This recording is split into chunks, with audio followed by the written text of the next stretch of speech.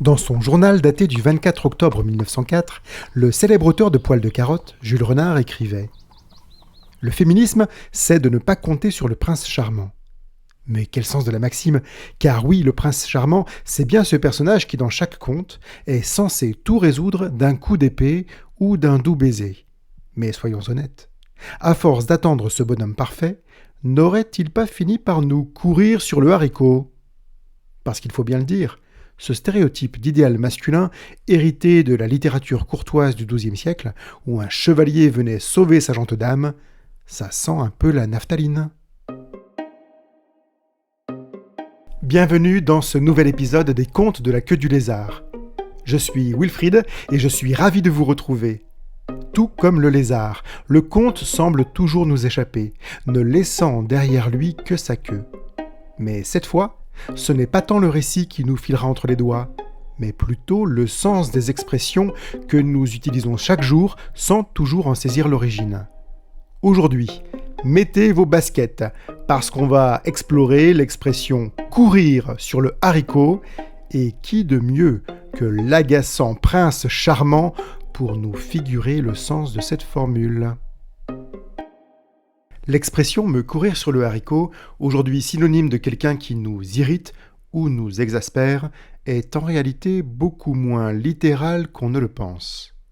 Le haricot, ici, attention spoiler, ce n'est ni un légume, ni une légumineuse.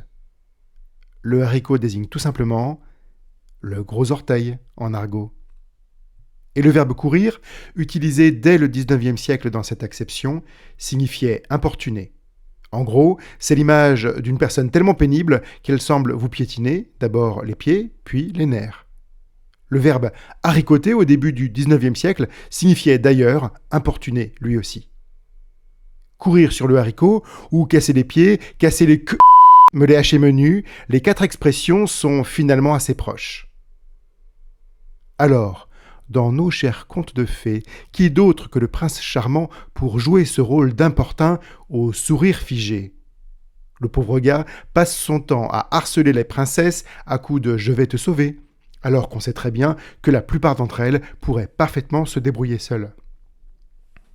La célèbre chanson « Un jour mon prince viendra » nous laisse miroiter l'idée que chaque princesse enfermée dans sa tour doit être délivrée par un chevalier en armure. C'est que cet idéal du chevalier qui sauve sa gente dame est hérité de la littérature courtoise du XIIe siècle. Cet idéal masculin a été colporté par les trouvères et les troubadours et est entré dans l'inconscient collectif à force de répétition. Mais on sait très bien que ce prince ne représente en réalité que des symboles, des archétypes, parfois cosmogoniques. À ce propos, pour en savoir plus, je vous invite à écouter mon épisode sur l'interprétation du baiser dans Blanche-Neige. Cet épisode s'appelle « La pomme et le consentement », c'est le dernier épisode de la saison 1. Si on en revient à notre expression, n'oublions pas la version des frères Grimm du conte Cendrillon.